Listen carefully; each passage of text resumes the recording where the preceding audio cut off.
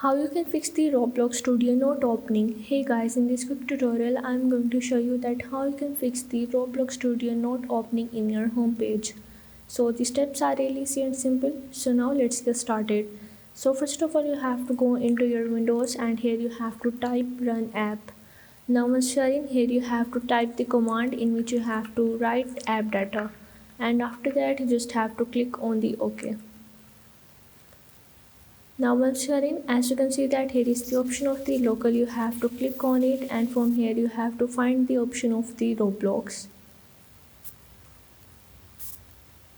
And after that you have to click on the variants, and from here you are able to open the Roblox Studio installer.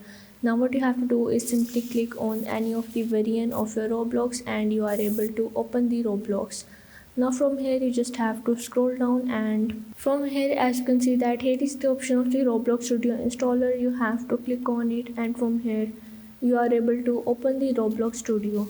So this is how you can open your Roblox Studio not opening. So if this video helped you out, make sure to like and subscribe the channel, and see you in the next video.